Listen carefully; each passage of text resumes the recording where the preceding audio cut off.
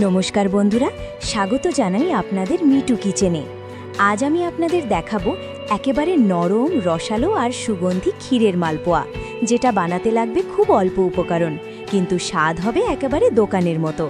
ভিডিওটা শেষ পর্যন্ত দেখুন, কারণ শেষে থাকবে পারফেক্ট টিপস। প্রথমেই আমাদের লাগবে দুধের সর।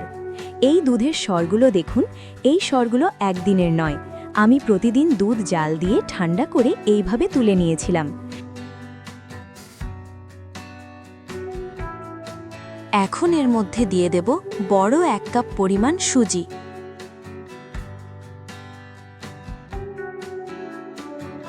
এখন দেব ময়দা,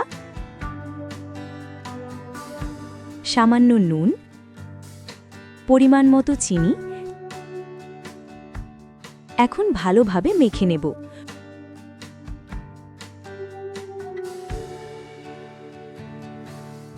শুকনো হলে একটু গরম জল দিতে পারেন।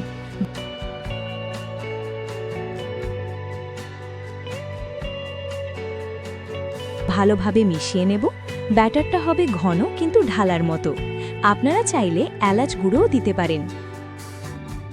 সবকিছু ভালোভাবে মিশিয়ে 10 মিনিট ঢেকে রাখব। 10 মিনিট পর ভালো করে ফেটিয়ে নেব।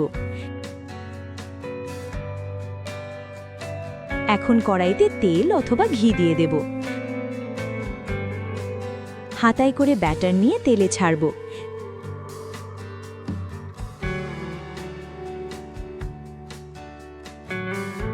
দেখুন, নিজে থেকে সুন্দর গোল হয়ে যাচ্ছে। আঁচ মাঝারি রাখব। খুব বেশি গরম হলে মালপোয়া পুড়ে যাবে।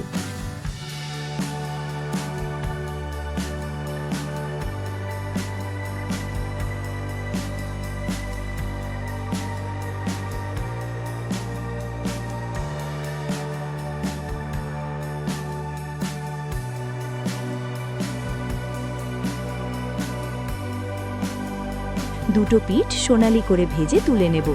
তো বন্ধুরা, তৈরি হয়ে গেল আমাদের ক্ষীরের মালপোয়া। খেতে নরম, মিষ্টি আর একদম মুখে গলে যায়। বন্ধুরা, আজকের এই নরম আর রসালো ক্ষীরের মালপোয়া যদি আপনাদের ভালো লেগে থাকে, তাহলে সামনে আরও বড় চমক অপেক্ষা করছে। আমাদের চ্যানেলেই দেখে নিন। একদম ক্রিস্পি আর রসভরা ছানার জিলিপি, আর অবাক করা নরম, মুখে গলে যাওয়া সাবুদানার রসগোল্লা। এই দুটো রেসিপির লিংক ভিডিওর ডেসক্রিপশন আর স্ক্রিনে দেওয়া আছে, মিস করবেন না। রেসিপিটা ভালো লাগলে লাইক করুন, চ্যানেলটা সাবস্ক্রাইব করতে ভুলবেন না, আর কমেন্টে জানাবেন পরের ভিডিওতে কোন মিষ্টি দেখতে চান। আবার দেখা হবে নতুন রেসিপিতে মিটু কিচেনের সঙ্গে।